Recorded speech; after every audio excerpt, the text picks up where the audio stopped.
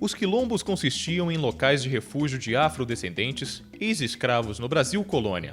Eram comunidades autossuficientes que, além de lutar pela liberdade, buscavam preservar a sua identidade cultural.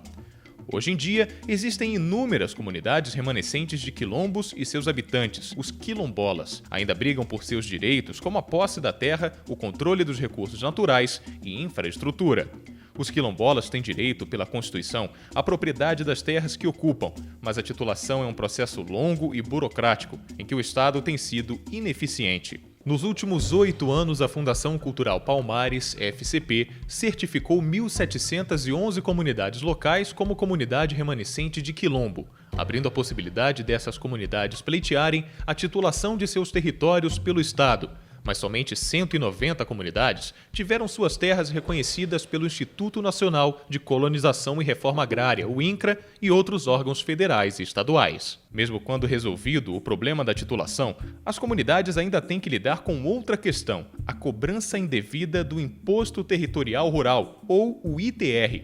A Receita Federal não coloca as terras quilombolas como isenta do imposto, o que acaba resultando em dívidas milionárias. O ITR, na medida em que ele é cobrado das comunidades, ele inviabiliza a sustentabilidade das próprias comunidades. Na medida que são comunidades carentes, do ponto de vista econômico-financeiro, elas não têm como pagarem esse imposto que é cobrado delas.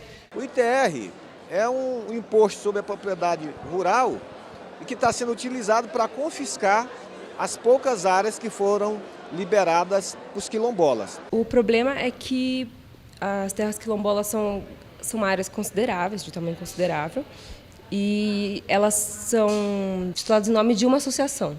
Então, para o cadastro do ITR, é uma grande área, no nome de um proprietário só, e muitas vezes, como essas áreas têm muitas reservas florestais, aparecem para o cadastro que essas áreas são improdutivas ainda por cima. Hoje, as áreas demarcadas para os quilombos são muito poucas. As dificuldades são enormes. A burocracia é gigantesca.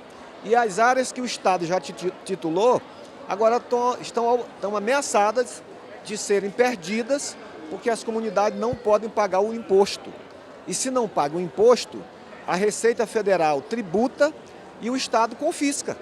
Ou seja, o Estado dá com uma mão muito lenta e está tirando com uma mão muito rápida essas poucas áreas que já foram demarcadas. A questão do ITR ainda é muito invisível como um problema do governo, porque como são pouco mais de 100 terras tituladas no Brasil, essa questão ainda é muito invisível.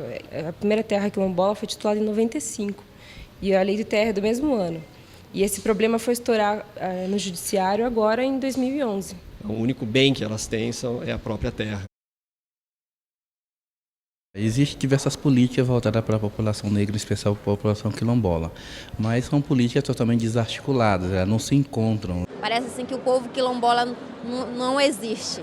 O Estado brasileiro tem uma dívida com o povo afrodescendente. Discutir essa situação é amadurecer muito sobre o Estado brasileiro, sobre a contribuição da população negra para esse Estado. Mostrar que o Brasil é quilombola, no Brasil tem muitos quilombolas e a gente não quer mais do que ninguém, a gente quer igual para todos.